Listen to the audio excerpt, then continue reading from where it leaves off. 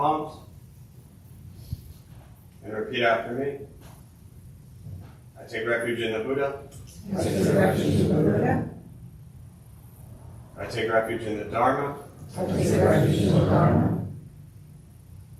I take refuge in the Sangha. I take refuge in the Sangha. Keeping the palms joined.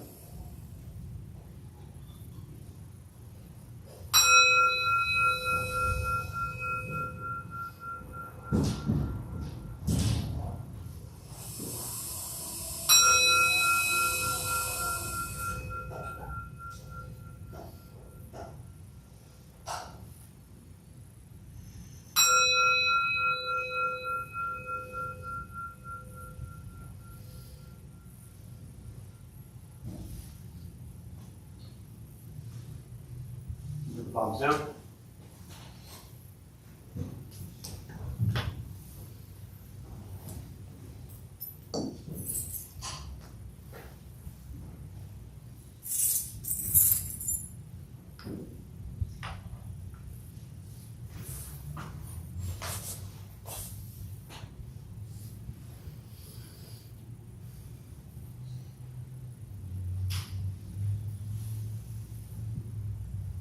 All right, good morning, everybody. Good morning. Thanks for being here. Nice to see you all. Anyone here for the first time? What brings you here? This meeting for the first time. I've been to the temple before. I would say you look familiar. Yeah. Nice. Well, welcome here for the first time. Anyone else here for the first time?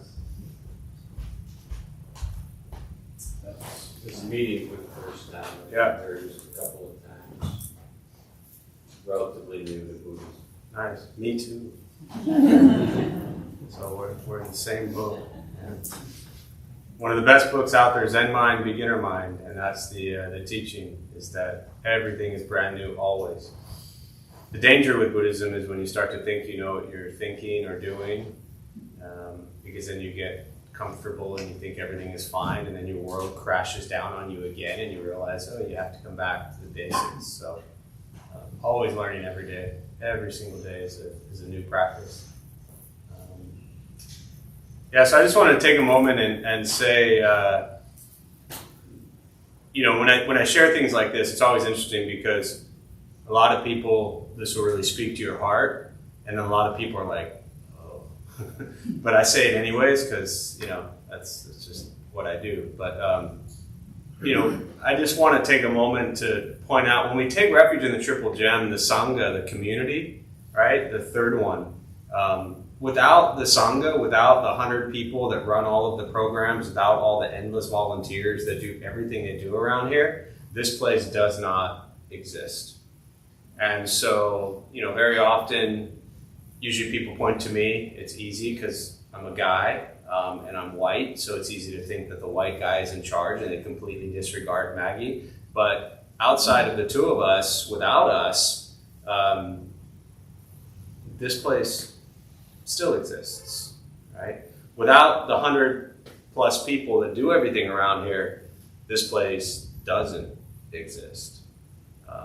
So I just want to give an endless thanks and gratitude to the 100 plus people that run all of these programs, that fix everything that breaks. And in a 97-year-old building, that's a lot of stuff that breaks. And everyone who does whatever they can in whatever their own little way is to support and take care of this space, it's what makes it special. There's a beautiful TED Talk. I don't know if any of you have seen it. I reference it every so often. But it's about what starts a movement. Anyone in here seen this? None of you. Oh my God. It's one of the best talks I've ever seen. And it's a relatively young guy. And he's I don't want to give it away. Well, maybe I guess I won't give it away. You can still watch it. But it's a relatively young guy. And he's talking about what starts a movement. And it shows him on the hill. I think it's in San Francisco. And it's this beautiful hill looking out over the city. And it shows him getting up like just some crazy guy dancing. And everybody thinks that, there's the crazy guy dancing. And so eventually everybody starts dancing. And the one that gets credit for it, in theory, is the first person. But the reality is, it's actually the next person that joins him, and then everybody that follows, that is the reason the movement exists. And for those who are brand new, we're not trying to start a movement, so that's not the purpose of this. But it's everybody else. If nobody else joins in and follows, then it's just some crazy dude on a hill dancing. But because other people join in and then you have 100 people dancing, that's what creates it. So it's not the one or even the two people. I think in a TED Talk he gives credit, I think, to that second person. But it's everybody that makes something special happen.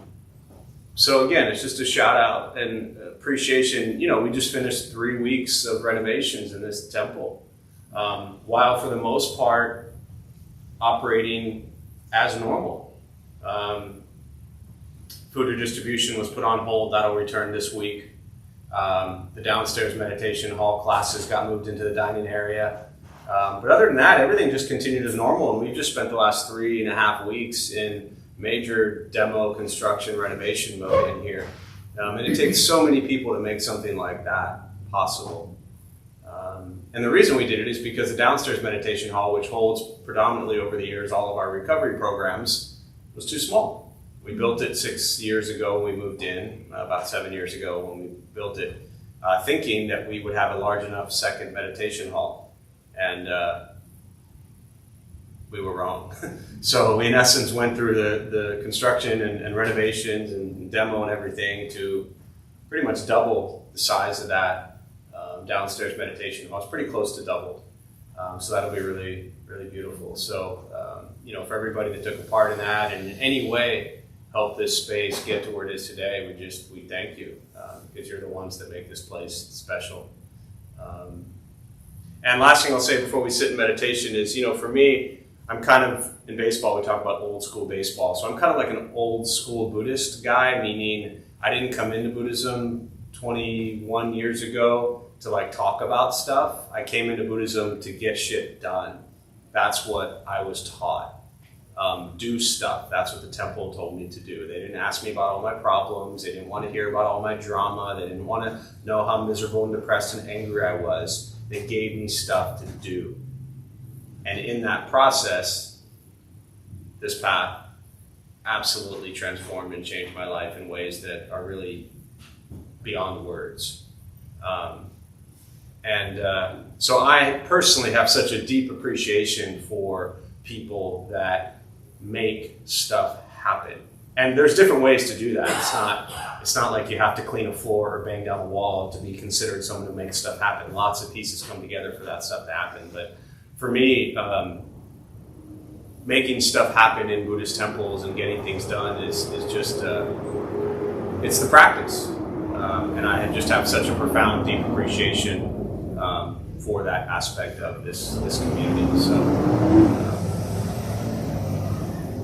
So with that, we'll sit, we'll do a meditation. To those who are joining virtually, welcome. Glad you're here. Thanks for showing up. There's a chat box on your screen somewhere. Feel free to say hello. A couple things to tell you before we begin. Nothing's going to happen to you. You're not going to float away. You're not going to have any mystical, magical experiences. The mind that races all day long is not going to shut off. Don't judge your practice. Meaning, don't ask yourself, is this working or not working? Are you doing it right or wrong? We're just going to sit. We're going to breathe. You'll hear sounds inside, sounds outside. This is life. Life is filled with chaos. And this practice of learning to get quiet and still within all of the chaos.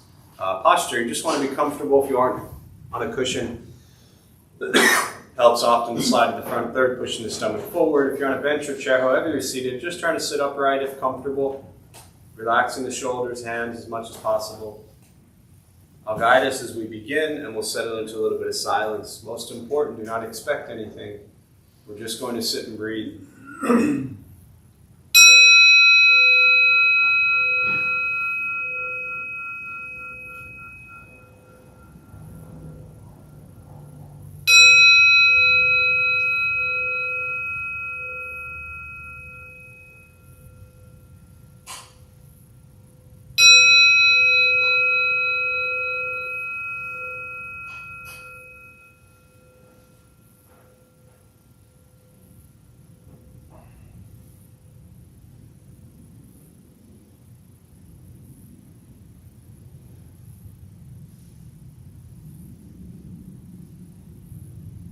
And starting with the eyes closed if comfortable, or slightly open.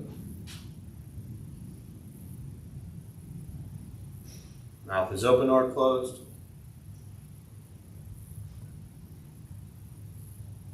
Start with taking 3 deep breaths, slowly.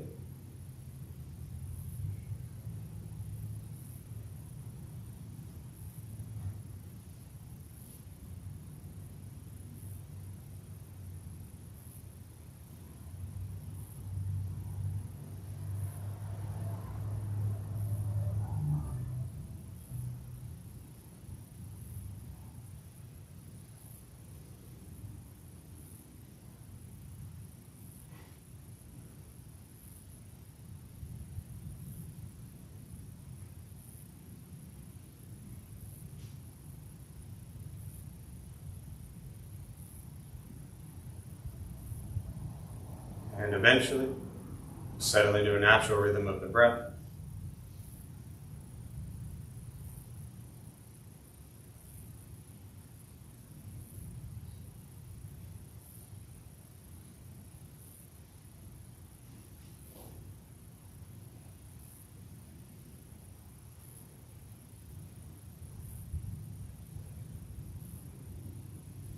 Noticing the mind as it wanders, jumping from thought to thought.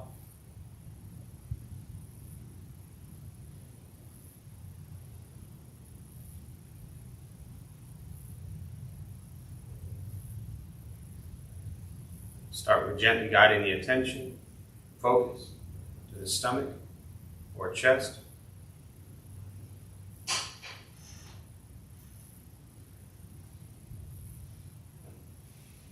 Breathing in, feel them rise. Breathing out, they fall.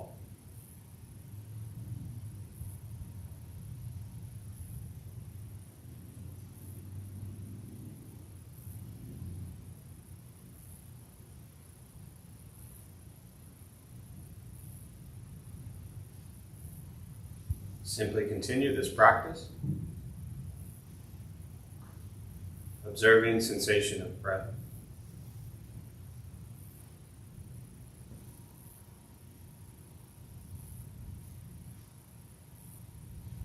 Expecting nothing, let you sit and breathe.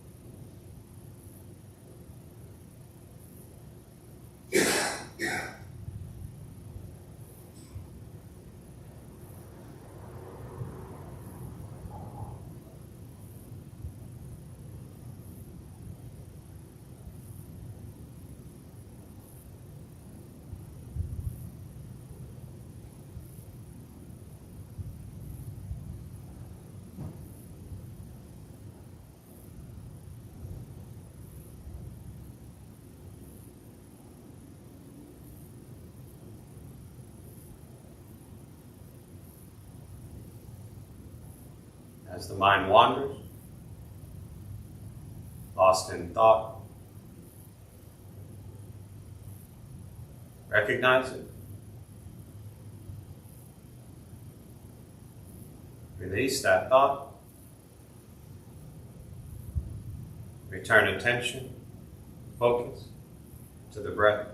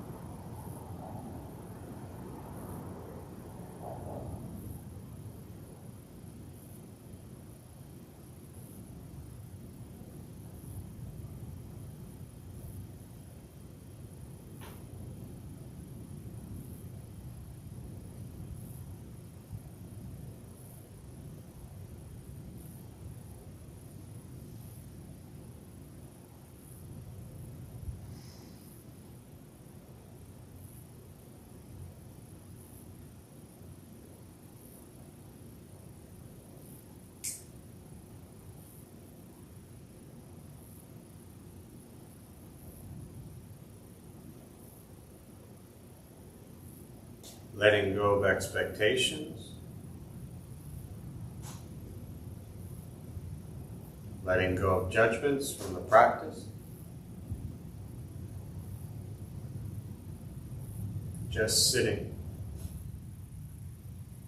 breathing.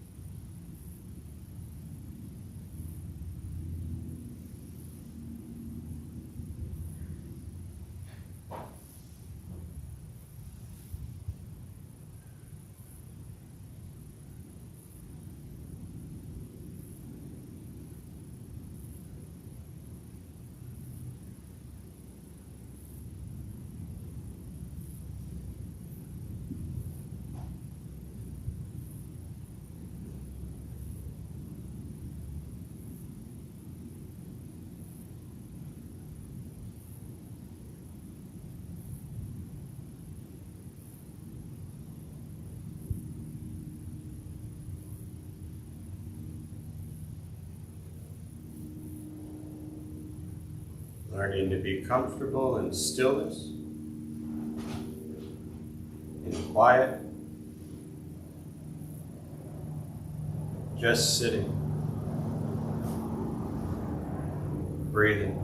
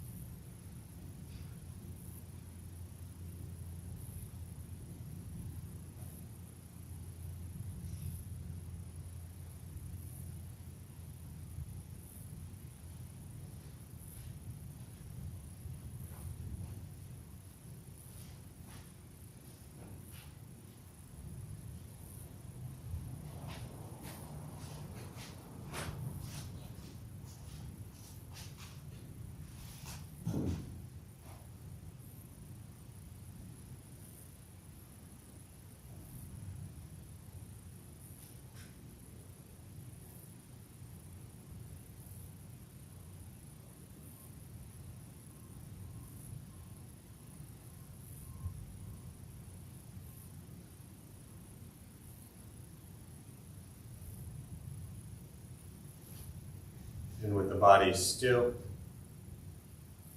rested.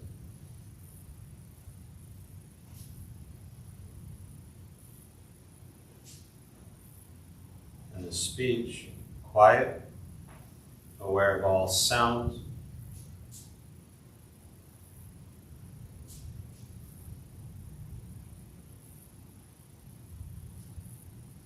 And the mind learning to settle.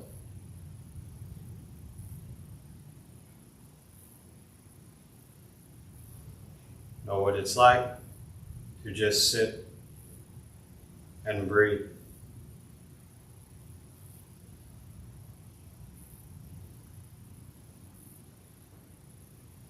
Knowing with each breath, there's nothing else to do.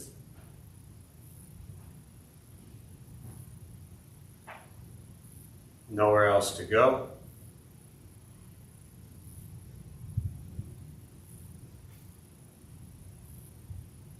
And no one else to be.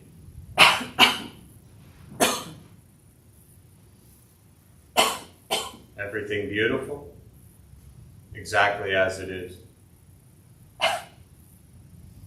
Sitting, breathing.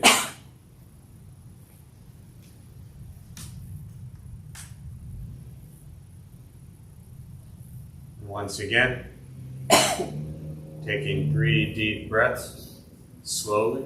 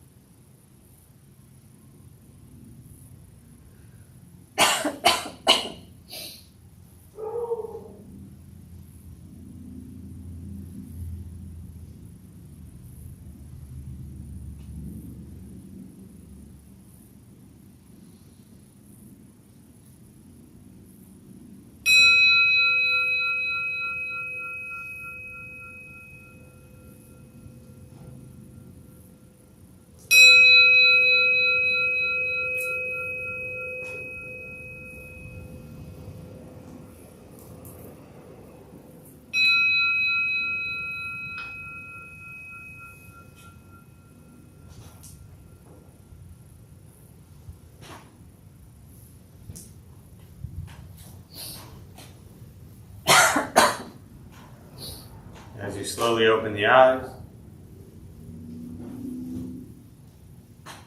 slowly beginning to move.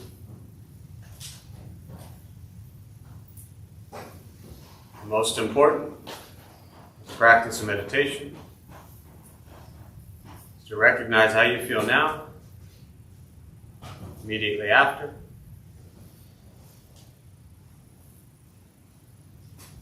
Compare this to how you typically feel throughout your day. Recognize the difference, if there is one. Ask yourselves how you'd prefer to feel every day for the rest of your life. And realize how you feel now, if it's quiet, calm, and still, or a busy mind, racing mind. Whatever you're sitting with at this moment has nothing to do with anything I said. It's nothing to do with how you sit and hold the hands or cross the legs. It's nothing to do with the sounds around us or anything else for that matter. It's everything to do with your own mind and your own mind's reaction to an external condition. This is what the Buddha called pratitya samutpata, means dependent origination. This is the basis of the Buddha's awakening. The word Buddha simply means awakened. He's a human being, no different than any one of us, who began to understand why he suffered, why he got angry, sad, depressed, stressed, anxious. He began to understand the causal relationship of all phenomena. What that means, very simply for all of us, regardless of where you come from or what you believe in or where you think you're going, your whole life is filled with things that happen. You react. More stuff happens. More reactions.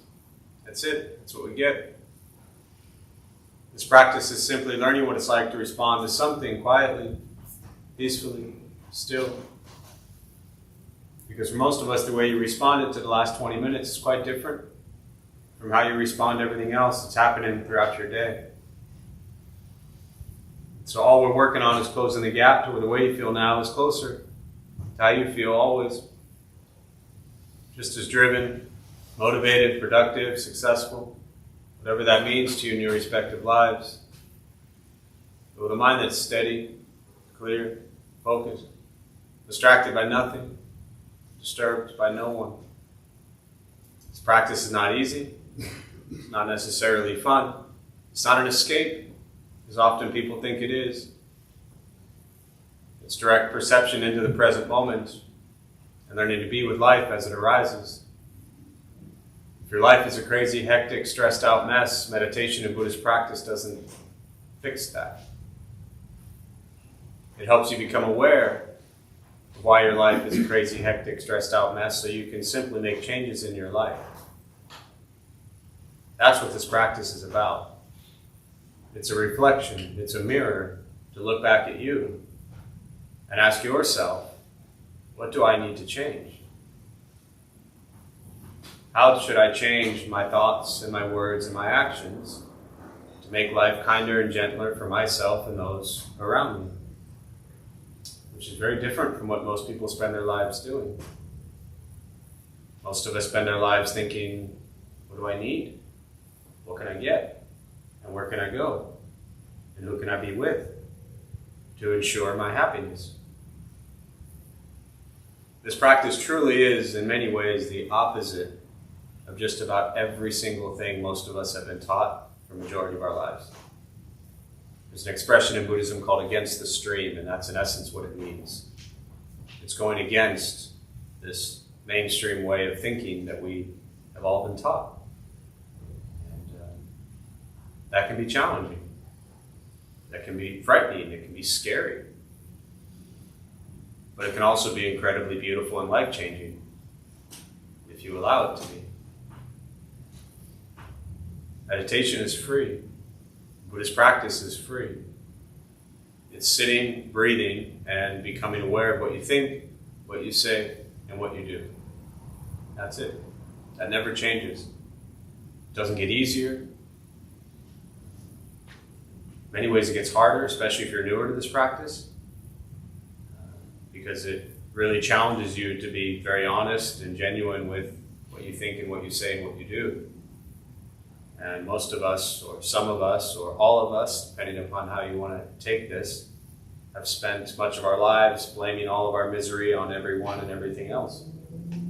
All the circumstances that surround us, which can be and are pretty heavy. And also tons of circumstances around us that are pretty minor in the grand scheme of things.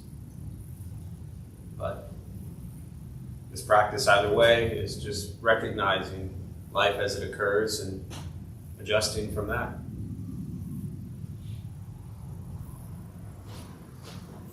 Last thing I'll say before we open up to questions is, very often people think that something outside of themselves is going to fix them or heal them or save them or change them. It all comes from you. That's it. And to me, that's the beauty of this practice. If you embrace it, it's really beautiful. If you're still stuck in thinking other people have to do what you want for you to be happy, then this practice is going to be really difficult. Because other people are never, ever going to do what you want.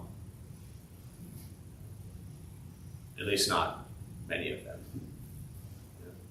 Once in a while, somebody listens to us, and that's what we want them to. And I can't even get our dog to listen. But somehow we think others are just going to do exactly what we want them to. abandoning that expectation was absolutely life-changing. And you can just be a lot more gentle with yourself and everything around you and experience life, because it's pretty freaking amazing if you look at it. But again, it's your perception. So with that, I'll pause and just open up to questions, meditation, Buddhist practice. And again, to those who are joining virtually, welcome. Glad you're here. Feel free to say hello. If you have any questions, put them in the chat box. I'll do my best to respond.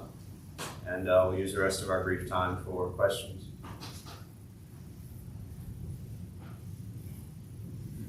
Yeah? I have a question related to, I guess, the fundamental belief of, related to, in Buddhism, I understand there's no recognition of a deity or a personalized, we don't personalize the deity in Buddhism, I guess. I'm grappling with that. I'm trying to understand that. How, Yeah. because on, was it Monday night, I went to a meditation, and she actually referred to God in a number of ways. So what does that mean in terms of Buddhism? Sure. So let me start with kind of basic core, since you used the word fundamental Buddhist teachings and practice around this concept and notion of God, right? Keep in mind a couple things. One, that when the Buddha taught, I mean, you know he was just a guy, right? You know that much about this stuff? Okay. When he was alive, this was 2,500 years ago, 500 years before Christ, in India, and they were Hindu, or various other, Eastern religions. And for the most part, everybody believed in gods and goddesses. Not the God that most us Western folks refer to today, and people are like, I believe in that God, or I don't believe in that God, and then they kill each other over it. But this is a whole different level, right? This is gods and goddesses, and there were endless of them. When the Buddha taught, he was asked 12 or 14 questions he didn't answer. And one of them was around this exact question. Because people came to him and said, well, what about gods and goddesses? Should we believe in them? And he said, that's up to you. He said, I'm just a simple monk, right? So the Dalai Lama always says, I'm just a simple monk. So Siddhartha Gautama, who became the Buddha, was telling people, I'm just a human. And I'm paraphrasing all of this, of course. But he said, I'm just a human. I can't tell you to believe in goddesses and gods or not. If you believe in them, you do. If you don't, you don't. That is completely your choice. So in that example, very often the question that follows or is similar to what you're asking is, this kind of, is Buddhism, I'll get to this in a minute, a religion or philosophy? People get stuck on that. But let me finish my first thought. So he was very focused on teaching people a simple, kind, gentle way to live. Not telling them who or what to believe in. Really important to understand that. Does that make sense so far? Right. Now, the religion philosophy part. Welcome to Buddhism in America in 2024. Do you have any idea how many, I'm a Jewish kid, so they call us Jubus, right? We are the largest group of Buddhists in this country. They come from Jews, right? Richard Gere coined the phrase Jubu, right? Why it is so, I don't know. But this idea of people coming into Buddhism from a Western mindset is very often coming from people who don't have a great taste in their mouth about religion.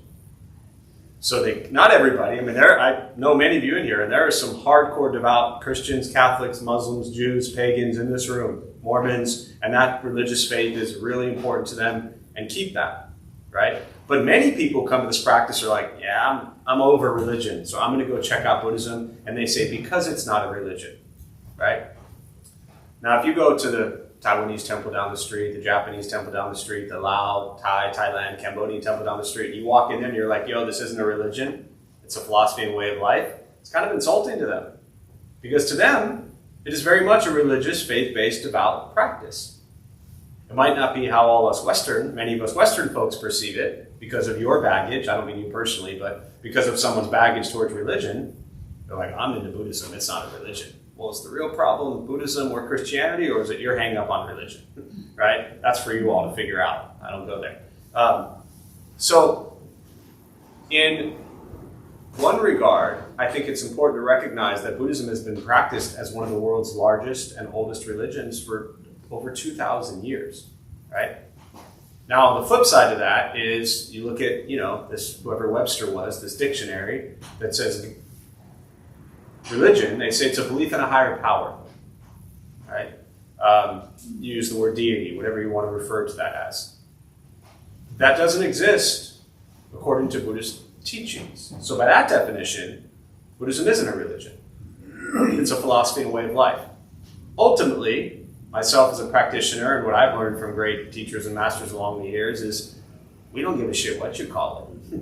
You can call it a religion, you can call it a philosophy, you can call it cartoons. Just be kind.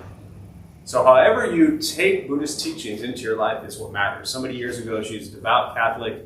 She learned Buddhist teachings and she referred to it as a software upgrade. She said it actually brought her closer to her Catholic faith. And I thought that was a beautiful application of Buddhist teachings. Someone asked Dalai Lama years ago, does this country need more Buddhists? He said, the world has enough Buddhists, we're good. This country just needs more people that are peaceful and happy. Right? So, you still with me? To the part about Monday night, someone referring to God, those of us who lead here, as I always say at the end, we're not nuns, we're not monks, we're not gurus, we're not masters, we're not teachers, we're just practitioners. Some of the people who lead here have a belief in God. Some don't. So again, I wasn't there. It's not even important to go into that context, but I can't speak for whoever said that and what their relationship is to God or how they bring that into their life. That's up to them. The fundamental Buddhist teachings is not about a reverence specifically to gods and goddesses. It's a very individual specific choice. Answer your question? Thank you. Yeah. And I'm brand new. Imagine if I stuck around this shit for a while. I just see a hand. I can't see who it's attached to, but yeah. So I did have a question. Just before I start, I would like to say, I think you made a comment about Hinduism, which I would like to object to, as I believe, I don't believe, I know it to be factually incorrect about many gods and goddesses. Okay. And that's not the case. It is a way that Westerners often frame it, and it's very misleading because in Western philosophy and religion, God is seen as the supreme, so it looks like Hindus can't make up their minds about who's the supreme and there's multiple supremes. I would class it really more akin to angels. So, that's just... Okay, so let me just clarify what you're saying. I think what you're telling me is that according to Hindu religions, if I'm hearing you correctly, you're a Hindu yourself. My background is Hindu. Okay, so are you saying, and I love being corrected if I'm wrong, are you saying that in the Hindu religion there are not goddesses and gods? Correct. So are you saying that Vishnu and Shiva and Brahma and Lakshmi and Saraswati and Parvati and all of those people are not gods and goddesses? They're manifestations of the supreme energy, similar to how angels are regarded. Okay. As opposed to separate gods and goddesses. And in fact, there are different types of manifestations of every form of life, going right down to bacteria and insects. Okay, so again, I just want to clarify, and I'll do my research as well, because, just want to, I like to confirm my stuff with Google over anybody, of course. So again, to clarify, you're saying Hindu religion does not have gods and goddesses? They do not have gods and goddesses in the Western, in the official definition. I don't know if you read Sanskrit or not. But... Not so much. Okay. Yeah. But there's, people try to translate it, Westerners try to translate it. It's wrong. Okay. I appreciate it. I will do my research and stand corrected if corrected. And by the way, it's a brilliant way of undermining. Oh, I'm all about undermining stuff, yeah, so yeah. yeah. I noticed you never mentioned Hinduism. Yeah. But my main question, so it's not unrelated, is I would love to hear your perspective on how you decide on a qualified individual to share learnings, teachings, and discussions. Yeah. Whether that's a qualified follower, authority, and so on. Yeah. I could give many personal examples, or even examples not relating to myself, of something that I find really interesting around this. And one example, have you heard of Enrico Fermi? No. Okay. I'll explain. But Enrico Fermi was on a metro. How about I just answer your question? Let me finish, just 1 second. Okay. Enrico Fermi was on the metro in a train in New York. He was working on a tough physics problem.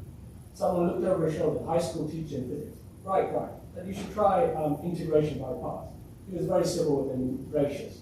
That guy didn't realize that the problem was much more complicated than he realized, because Enrico Fermi was, and he's passed away, one of the greatest physicists that ever lived, Nobel laureate and so on, right? Fundamental discoveries in quantum physics, quantum mechanics. Right. Is that it? That's it. Oh, okay. So, is your question of, if I'm hearing you correctly, just to paraphrase for those at home, how do we choose who gets to lead classes? That's simply what I'm hearing. We put them through 0 rigorous tests. We ensure that it is made very clear, first and foremost to the people who lead, that they do not see themselves. Rare exceptions can be made, but and we have special guests, as many people have been around this place for 17 years, monks and lamas and Zen priests and things like that, as special guests. But those of us who lead on a consistent basis, we're very clear. The understanding is that the person who sits here and shares their interpretation of the Dharma does not perceive themselves in many ways as qualified at all, or as a teacher. Because to us, as co-founder of the space, I think that stuff gets very dangerous and toxic in a Western culture around spirituality. You have kind of this guru complex. You ever seen the movie Kumare about the fake guru? I'll Google what you told me, you Google Kumare, and we can reconvene next week, right? So the people that lead, number one quality is that they're very genuine and sincere with their practice, and that it means something to them, and that it has impacted their life, and that they share the Dharma from their heart. Not that they have years of practice or experience or intellectual understanding of anything whatsoever. That is completely different from probably 99% of how places work these days, but that's how the Dharma Bum Temple works. I don't want people sitting here thinking that they know what they're talking about. I want people sitting here who have no freaking clue what they're talking about, but are using the teachings to change their life. In fact, I love having people sit up here and lead, and almost every person who's ever led had never led, meaning historically for 17 years, almost every single person who's led classes at this temple had never led anything prior to them leading here. And now maybe they're 6 years or 6 months or 6 days into leading. That is what I love about this space. I love finding people who have no idea the history of any of this stuff, but they know what it's like to be an angry, pissed off asshole and use this practice to change your life. Those are the people that we want to listen to from the heart of this temple. So, thank you. Yeah. You mentioned that it just gets harder. Yeah. Everything you said. Yikes. Yikes. But it must get better as well. Must be a banner? Better. Better. Oh, get better. Yeah. Yeah. Can you give examples? Of, Yeah, I mean, when I say that it gets harder, what I mean by that is, and I just make up this window, I say kind of the first 2 years, right? I always say if someone's been angry and miserable for 40 years, it's going to take more than 6 months to like drastically undo all of that stuff you've been carrying. And so I just always make up this term 2 years. And I say within those first 2 years, there's kind of that honeymoon phase. Think of a relationship, right? There's that honeymoon phase where everything's new and exciting and all of a sudden you're just seeing things for a completely different perspective and your life is starting to change. And this is so different for every person, of course, right? But then you start to realize like, wow, my life is changing. Maybe I'm a little happier. Maybe I'm drinking or using a little bit less. Maybe I'm, being kinder to myself and others. And then after 6 months or a year, you're like, oh, but wait, life is still challenging me. Life is still not going the way I want it. Life is still crashing around me. And then that kind of honeymoon phase in that year to 2 years starts to fade away and you realize you could be at this stuff for 5 years and things will still not go the way you want them to. But there's often this mindset that says, well, I'm into meditation and Buddhist practice, so that means everything's going to settle and be okay. What I suggest you learn, as you've heard me say for a long time now, what I suggest always is that what can settle and be okay is not what's around you, but you. That's hard, right? That kind of expression, ignorance is bliss, right? So we're just ignorant to everything. And what I'm talking about is to ourselves. And truly, like the more authentic and genuine you are with this path and this practice, you begin to keep that mirror up and say, every problem that is occurring in my life right now, I have something to do with it. And the deeper you go with this practice, the greater I find the accountability is that you put on your shoulders. Right? I mean, early on, say a year or 2 years ago, wasn't it easier to just point to everyone else and say it's all their fault? Oh, yeah. Right? And now who's partially to blame for every problem in your life? More than partially. I know, I was just being nice to you. Right?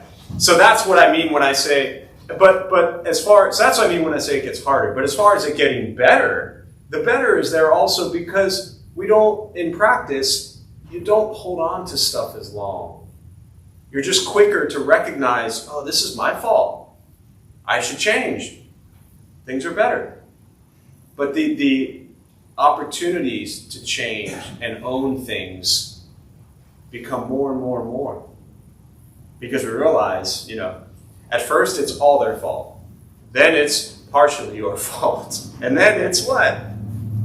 It's all your fault. And that's not to take away for anyone who's new, that's not to take away, serious trauma and things that other people do. I mean, people can be cruel. So I'm not trying to take away or disregard things that people do that cause us pain. That's in play also, 100%. But our response to it, it's hard to, all this stuff you've heard about being a kind, compassionate person, you work on that very diligently, right? I do, And the practice is to never stop. And the longer you go with this path, the more you see areas that you can be kinder and gentler to yourself and others. So it's like the fog starts to clear and you're like, oh, every moment I can be kind and generous and compassionate to others. Not just an hour or 2 hours a day, but every moment. So, does that make sense? It does. Yeah. What else? Oh yeah, go ahead. The other piece of that progression is when you stop feeling like you need to trust everything and everyone around you, because the only person that you need to trust is yourself. Mm-hmm. And when you see over time, from being calmer and stiller and clearer, that you can trust yourself to manage whatever happens around you. You don't have to hold on to feelings of somebody did this to me or somebody betrayed me, because what do you need to trust them to do exactly? Nothing. Right. You just need to trust yourself to know that if your body's telling you this is not, because we talked about this is not okay with me or for me, that your body's telling you that, and you can trust yourself to make a change so that is not, doesn't matter. Yeah, definitely. And I think that brings into your question that the longer we continue to practice and work on this stuff, the more things, it's like I can't tell you exactly what's going to unfold for you in your future, right? If you continue to practice, but other things become much more clear to become aware of, and additional, great opportunities to practice. There's a question here. Give me a second.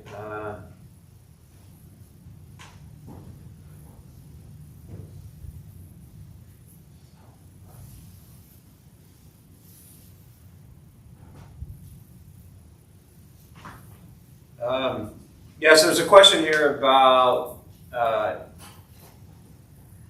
they find they have good control over their words and emotions, but in essence, over time, when they feel like they're not getting respected, they get petty. Realizing petty isn't the best, but the only way they can get their point across sometimes. Any ideas on how to approach this problem differently? Yeah, the practice is to just abandon this idea of needing to get your point across. Meaning you can share your point and your expression, but what if you're wrong? That's okay too. Right? So this practice is it's not about staying silent, which I always talk about, but it's recognizing that you can have your views and your perceptions, but as Thich Nhat Hanh said, to me still one of the greatest teachings, all views are wrong. Right? He says nirvana, freedom from suffering, is freedom from views. And so we spend our whole lives forming our views, and it doesn't mean we're going to stop, and it doesn't mean we shouldn't stop, fighting for our views and our health and safety and protection of those around us. But our perceptions are just our perceptions. And,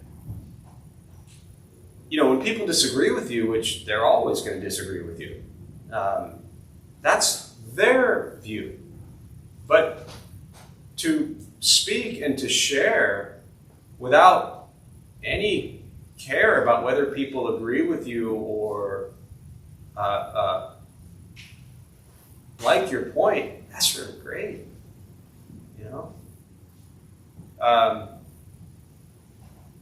It's very liberating. And if you don't care how they respond to what you're trying to say, then you don't get petty. You're like, you have your view, they have your view. Cool. Let's hug it out.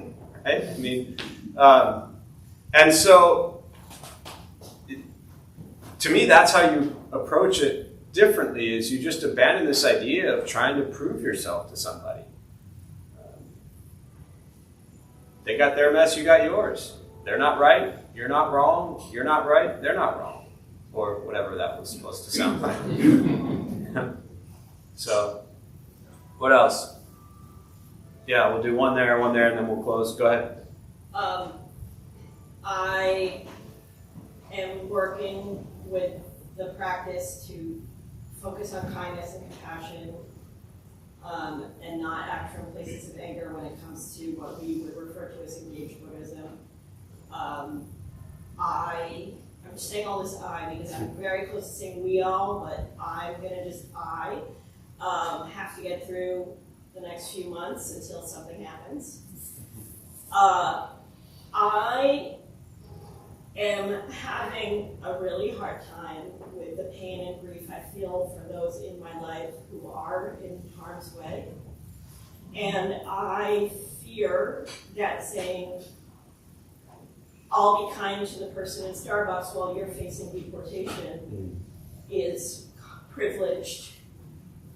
And I am not doing a good job communicating. And I have caused some harm that I've had to own up for and apologize and I don't know how to embody a spirit of compassion towards those who are in my life who are facing things like daily racial slurs on the bus, deportation, and are living in exile. I don't know how to communicate compassion that acknowledges my privilege. And I was meditating on Kuan Yin. I was just looking at her face to say, how do I maintain compassion and not fuck this up? Mm-hmm. Yeah, I don't know, honestly. But what I do believe is that, it's funny because I was thinking about this morning and it didn't work its way into this time together until now, is in our day-to-day lives, more and more so now, there is so much pain and suffering and ignorance and fear in our cities, our states, our country, and the world. And often we look at any situation and we then tend to kind of reach to Buddhism to solve specific situations, which is what I'm hearing in your question. Like, here's the thing you're dealing with. I don't even want to put a word on it. The thing you're dealing with. And then we're reaching to Buddhism to say, okay, how can I then pull this in like a life raft to keep me from drowning, right? And I'm going to say a bunch of stuff, but I'm still going to stick to I don't know, but I'm going to say some stuff anyways. Also, as you hear me talk about very often, every privilege in the book is, I have all of them. And I mean that very seriously. I don't ever have to be afraid of anything because of my privilege.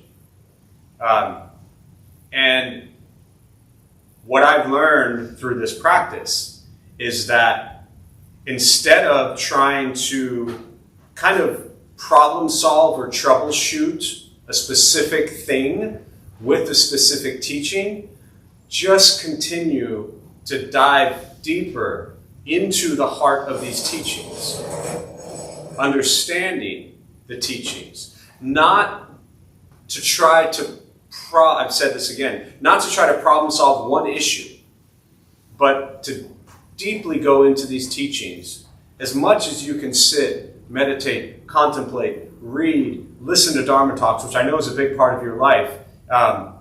And the deeper we cultivate this compassion and wisdom of the Bodhisattva Kuan Yin, who you talk about in Manjushri, the tiny bit easier it gets to bring that back into the things you're asking about. But again, the reason I say I don't know is very often people will bring up any situation, any problem, any issue, any fear, any concern, and want to cite that one thing from Buddhism that will solve it. It doesn't work that way.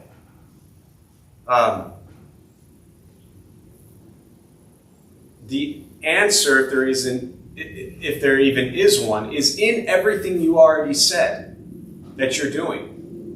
The fact that it destroys you just sitting here to ask that question, the fact that this is so important to you, the fact that Kuan Yin, the Bodhisattva, for those who don't know, is compassion. Her name means hear of the world's cries. That's the one in the middle here. She hears all the suffering in the world and pours out compassion to heal. So to contemplate, to meditate, to see that in ourselves and everyone else is the practice.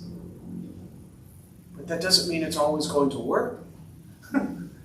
Right?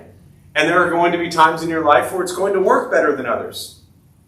But I don't know that there's an alternative way to do things other than exactly how you're doing it. That's all I got.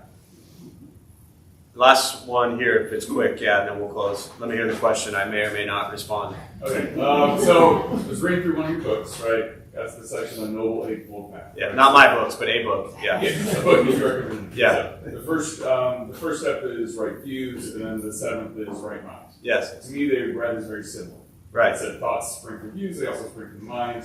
They are both kind of synthesis of like a bunch of other things. So, can you speak to what's the difference between these two things? So Eightfold Path, which is the fourth of the Four Noble Truths, having the right view, thought, speech, action, livelihood, effort, mindfulness, concentration. So the seventh is mindfulness. Okay. The view is the first one. Let me speak very briefly. Perfect example. The right view. If you're not heading in the right direction, the rest don't matter. You know where Poway is? From here? Okay. You get on the 15 freeway, or the 805, or the 5, and you want to go to Poway, and you start going south, are you going to get to Poway? No. Wrong view. On your way south, you could be as mindful as you want, but you're never getting to Poway. So I'm going to close on that. We'll join palms. May the benefit of this practice be shared with all beings in all directions. May all beings be at peace. May all be free from suffering. May any merit from this practice be transferred to those who need it most.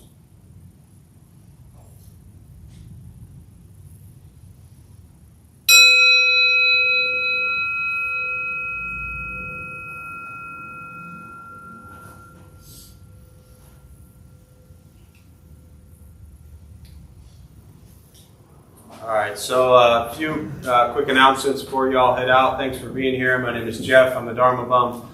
We opened up this temple 17 years ago to introduce Buddhist practice to those who show up. Those of us who lead, as I mentioned earlier, we're not monks, we're not nuns, we're not gurus, we're not masters, we're not teachers, we're not looking for students. We are simply practitioners. We do our best to take our unenlightened view of the Buddhist teachings and share it from our own personal practice. Every night we have different people leading from a different Buddhist tradition. Everything we do here is free, just show up. Every Thursday at 4:30 we do a food redistribution program, which I still think is one of the best things around here. We prepare gourmet vegetarian meals, also known as peanut butter and jelly, and we feed people who sleep on a street. So anytime you think your life sucks, prepare sandwiches and feed people who sleep on a sidewalk, and it tends to put things in perspective. As I mentioned earlier, that's been on hold the last 3-4 weeks because of the downstairs renovations. We will resume that this Thursday. So food redistribution program is back on this Thursday. A couple more quick announcements. If you haven't heard, the Dharma Bum Temple through San Diego Pride and St. Paul's Cathedral was selected to receive one of the Stonewall Awards at Pride, which is the Light of Pride Award, which is a religious group or organization that San Diego Pride recognizes as someone who represents in a beautiful way for their support of the LGBTQ community. I always say we're not just allies, we're very much a spiritual home for the Pride community, always have been from day one. So it's an honor to receive that award, which we'll be accepting the 17th at Light Up the Cathedral at St. Paul's. But I mentioned that mainly to mention that then that Saturday, we will be walking in the Pride Parade. And so as a temple for the first time, we're going to walk.